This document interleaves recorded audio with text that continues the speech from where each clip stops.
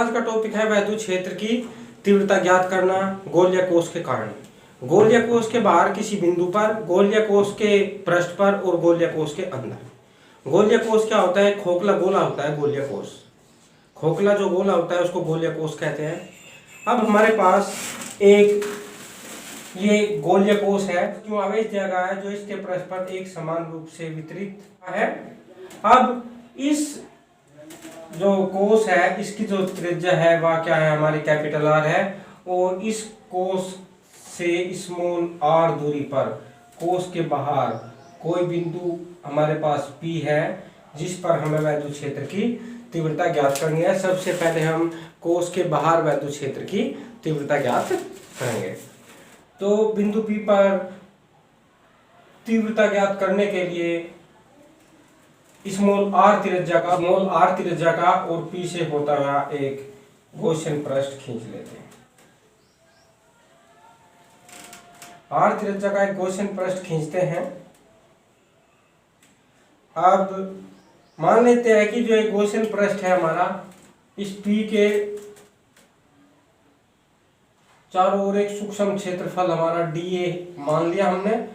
और इस सूक्ष्म क्षेत्रफल जो डीए है, इस पी पर वैद्युत क्षेत्र की जो डायरेक्शन है वो ये होगी। वैद्युत क्षेत्र की जो डायरेक्शन होती है प्लस क्यू आवेश से बाहर की और उस पॉइंट पर हो गया।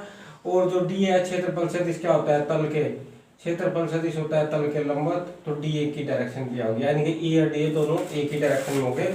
अब हमें ज्ञात करना है इस संपूर्ण गॉसियन पृष्ठ से गुजरने वाला फ्लक्स। पहला जो पॉइंट है हमारा वो है हमारा बाह्य बिंदु पर वैद्युत क्षेत्र।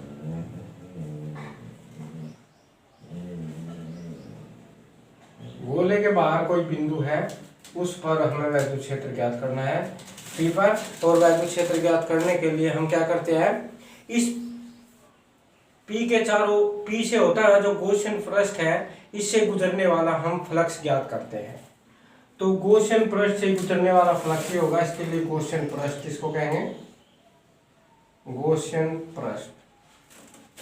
तो गॉसियन पृष्ठ से गुजरने वाला जो फ्लक्स है फाई ई क्या होगा? फाई होगा, आपने पढ़ा है पृष्ठ समाकलन। ये बंद पृष्ठ के लिए समाकलन है vector E dot D A.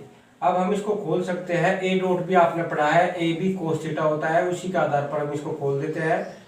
ये बंद पृष्ठ के लिए समाकलन है, इसको खोल देंगे हम। E D A cos theta. Theta की वैल्यू क्या है? थीटा ई और डी ए के बीच का कोण है। ई और डी ए एक ही सेम डायरेक्शन में है, इनके बीच का कोण जो है वो 0 है। तो कोस 0 का मान आपने पढ़ा 1 होता है। तो पृष्ठ समाकलन ई डॉट डी ए होगा।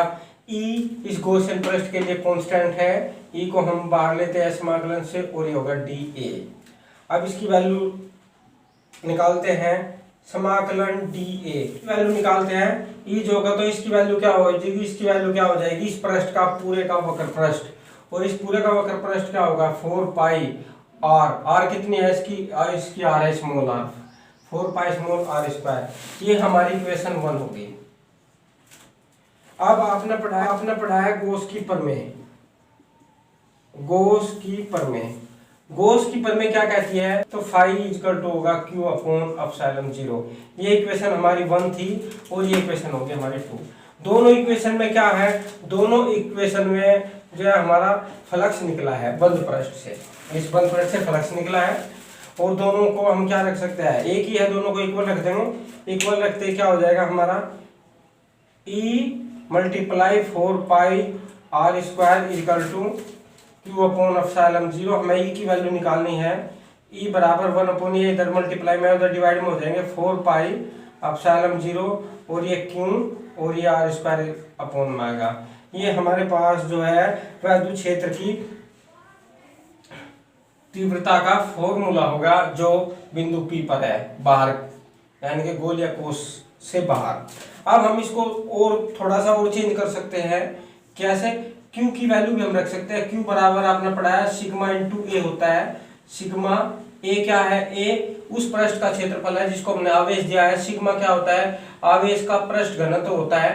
तो ए की वैल्यू क्या है? जिसको हमने आवेश दिया है उसका क्षेत्रफल है। ए हमने आवेश दे रखा है इसको, इसका क्षेत्रफल क्या होगा? इसकी है आर कैपिटल आर है तो ये होगा 4 पाई कैपिटल आर स्क्वायर। तो क्यू के स्थान पर हम ये भी रख सकते हैं। तो अब हमारे पास दूसरा फॉर्मूला तैयार हो जाएगा, 4 pi epsilon 0 sigma 4 pi capital R square upon small R square. यहाँ पे जो है देखते हैं 4 पाई से 4 पाई कैंसिल हो रहा है, तो क्या मिल गया हमें, E equal to sigma upon epsilon 0, तो ये अलग होगा, और ये R square upon small R square, इसको हमने अलग लिख दिया। ये हमारे पास जो है वैद्युत क्षेत्र की, हमारे पास वैद्युत क्षेत्र की तीव्रता का फॉर्मूला मिल गया हमें, जो गोलीय कोश के बाहर कोई बिंदु है उस पर हमें ज्ञात करनी थी।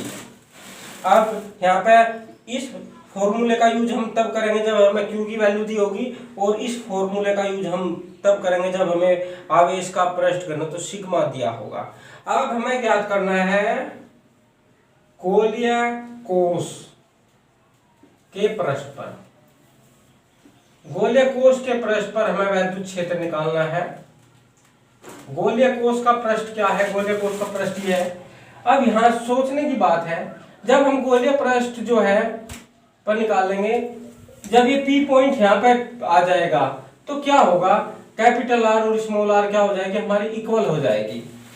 जब ये पॉइंट पी हमारा यहाँ पे आ जाएगा गोलीय कोश के पृष्ठ पर, तो capital R small R equal हो जाएगी, यानी कि स्मॉल आर इक्वल टू क्या हो जाएगा, कैपिटल आर। और इस फॉर्मूले में हम रख देंगे sigma upon epsilon 0 capital R square upon small R square के स्थान पर हम क्या रख सकते हैं, कैपिटल आर स्क्वायर, और कैपिटल आर स्क्वायर से कैपिटल आर स्क्वायर क्या हो गया हमारा cancel, E equal to sigma upon epsilon 0, मात्रक होता है न्यूटन प्रति कूलम।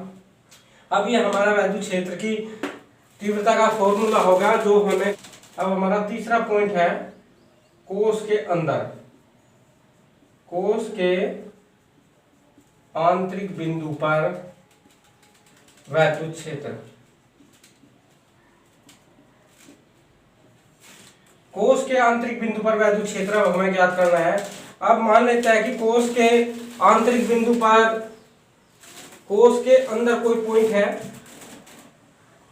जैसे हमने बाहर कोई पॉइंट लिया था, कोश के अंदर कोई पॉइंट है, और इस पॉइंट पर हमें वैद्युत क्षेत्र की जो तीव्रता है निकालनी है। तो उसको निकालने के लिए पी से होता है हमें गॉसियन पृष्ठ खींचना पड़ेगा। हमने एक गॉसियन पृष्ठ खींच दिया। अब इस गॉसियन पृष्ठ से गुजरने वाला फ्लक्स ज्ञात करना पड़ेगा, और इस गॉसियन पृष्ठ से फ्लक्स तभी गुजरेगा जब इसके अंदर क्या होगा, आवेश होगा।